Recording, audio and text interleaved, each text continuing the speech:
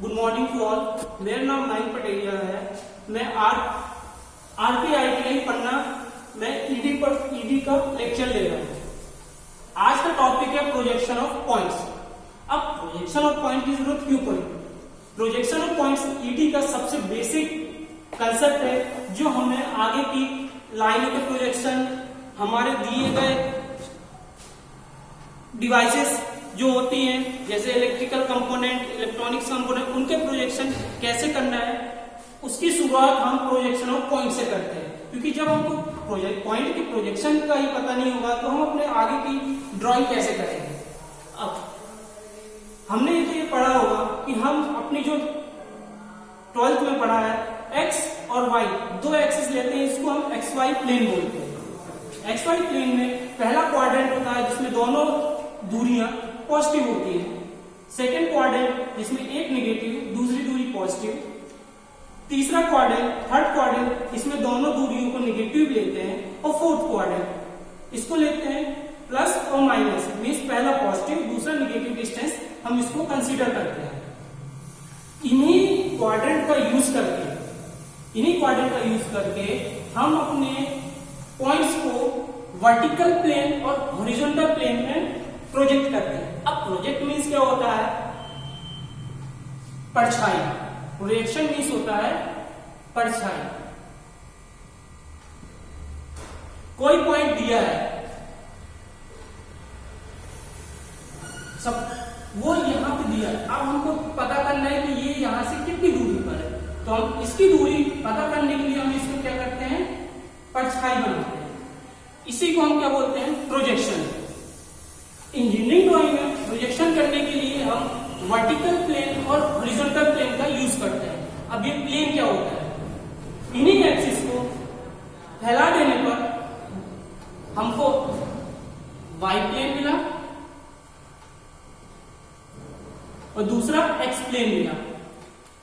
ये दो प्लेन जब आपस में क्रॉस करते हैं तो उस क्रॉस सेक्शन को बोलते हैं एक्स वाई डैश।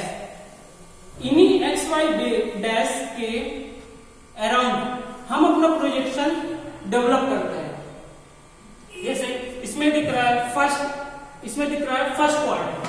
अब फर्स्ट क्वाड्रेंट का मतलब पॉइंट यहां रहा, इसको हम अपने 2D डायमेंशन में कैसे प्रोजेक्ट करें, इसके लिए हम इस प्लेन का यूज करते हैं।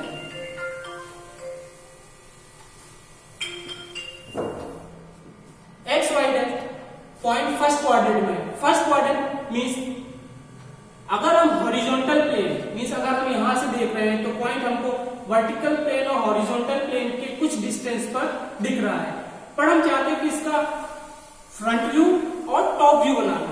तो फ्रंट व्यू के लिए हम हॉरिजॉन्टल प्लेन के बिल्कुल बराबर से देखते हैं, ये हमारा हॉरिजॉन्टल प्लेन है, तो ये जो एक्सिस है ये हमारी एक्स वाई एक्सिस है। इस एक्स वाई एक्सिस के रिस्पेक्ट में पॉइंट को प्रोजेक्ट करते हैं, तो ये कहां प्रोजेक्ट होगा? वर्टिकल प्लेन पर प्रोजेक्ट होगा। Vertical plane. अब ये एक्स वाई फ्रंट से देखने पर ये जो पॉइंट है वर्टिकल प्लेन पर प्रोजेक्ट हो रहा है और एक्स वाई डैश के ऊपर, मींस ये पॉइंट है वर्टिकल प्लेन में। पॉइंट को प्रदर्शित करने के लिए हम डैश वाले सिंबल का यूज करते हैं। अब हमको चाहिए इसका टॉप व्यू। ये हो गया हमारा फ्रंट व्यू। अब हम चाहिए इसका टॉप व्यू। जब भी हम फ्रंट व्यू टॉप व्यू बनाते हैं तो एक वर्टिकल लाइन में आती है जो एक्सिस एक्स वाई डैश से 90 डिग्री का एंगल बनाता है। अब आते हैं टॉप व्यू। टॉप व्यू देखने के लिए अब हमको ऊपर जाना पड़ेगा, वो तो हम नहीं कर सकते, तो हम क्या करते हैं? इस प्लेन को 90 डिग्री क्लॉकवाइज रोटेट कर देते हैं, जिससे वर्टिकल प्लेन अब हमारे सामने आ जाता है। वर्टिकल प्लेन के रिस्पेक्ट में ये पॉइंट नीचे चला गया। जब हम इसका प्रोजेक्शन लेंगे और ये हॉरिजॉन्टल प्लेन यहां शिफ्ट हो गया। जब हम इस पॉइंट का प्रोजेक्शन लेंगे तो वो हॉरिजॉन्टल प्लेन में आएगा।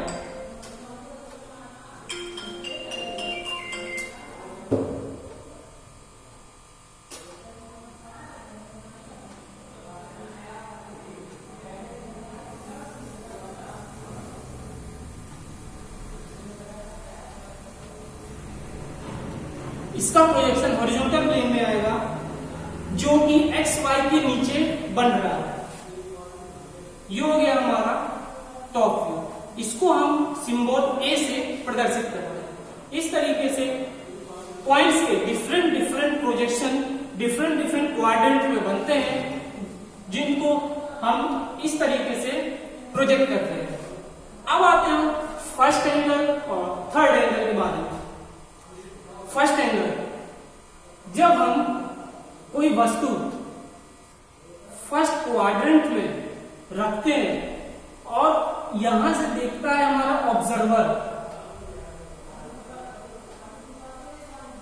तो ये पॉइंट, अब ये पॉइंट कैसे प्रोजेक्ट होगा उसको प्रदर्शित करना फर्स्ट एंगल के अंतर्गत आता है।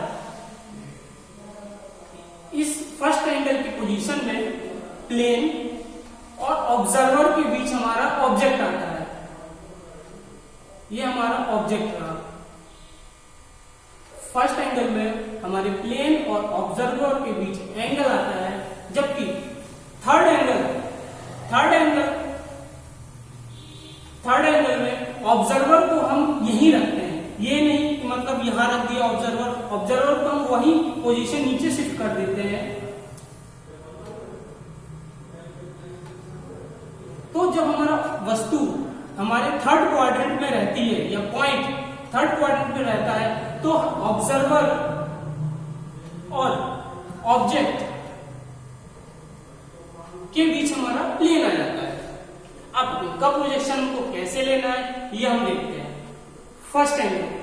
फर्स्ट एंगल में जब हम इसका फ्रंट व्यू देखेंगे तो क्या होगा, इसका यहां पे कोई ऑब्जेक्ट है तो इसका प्रोजेक्शन यहां आएगा, और टॉप व्यू से देखने पर इस ऑब्जेक्ट का प्रोजेक्शन हॉरिजॉन्टल प्लेन पे आएगा। अब हम आते हैं थर्ड एंगल प्रोजेक्शन में। थर्ड एंगल प्रोजेक्शन के लिए हम क्या करते हैं, अपने इस प्लेन को 90 डिग्री क्लॉकवाइज घुमा देते हैं। प्लेन को 90 डिग्री क्लॉकवाइज घुमाने पर क्या होता है, हमारा ये ऑब्जेक्ट है, इस ऑब्जेक्ट का अब ये प्लेन जब हमने ऐसे रोटेट किया, वर्टिकल प्लेन इससे मूव ज्वाइन हो गया। अब इसका प्रोजेक्शन कहां बनेगा, इसका प्रोजेक्शन बनेगा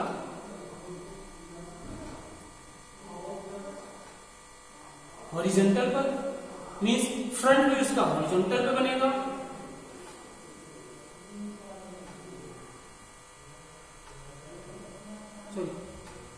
फ्रंट व्यू इसका वर्टिकल एक्सिस पे बनेगा, और टॉप व्यू इसका हॉरिजॉन्टल पे बनेगा। इसमें जैसे कि देख रहे हैं, जब हम प्रोजेक्शन बना रहे हैं तो ये वर्टिकल प्लेन और हॉरिजॉन्टल पे बन रहा है, जबकि हमारा ऑब्जर्वर और प्लेन के बीच ऑब्जेक्ट रखा गया है, और थर्ड एंगल में हमारे ऑब्जर्वर और ऑब्जेक्ट के बीच प्लेन आता है। तो ये हमारा फर्स्ट एंगल और थर्ड एंगल हो गया।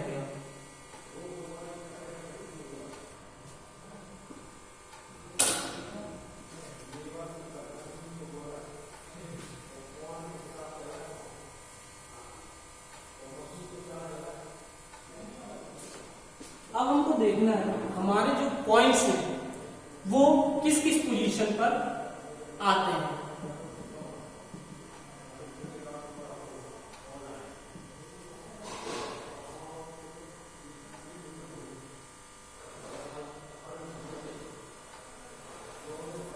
जैसे आता है फर्स्ट क्वाड्रेंट में हम जो पोजीशन की पॉइंट की जो पोजीशन लेते हैं वो लेते हैं अबव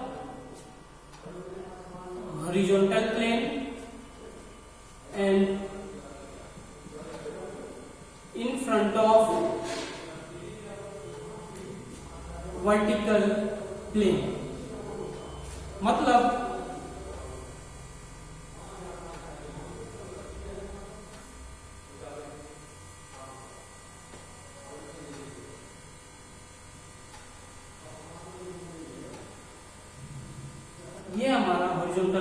फर्स्ट क्वाड्रेंट मीन्स ये वाला क्वाड्रेंट। यहाँ पे पॉइंट कोई है तो ये हॉरिजॉन्टल के अबव है और वर्टिकल के इन फ्रंट है। दूसरा क्वाड्रेंट ये हो गया फर्स्ट क्वाड्रेंट।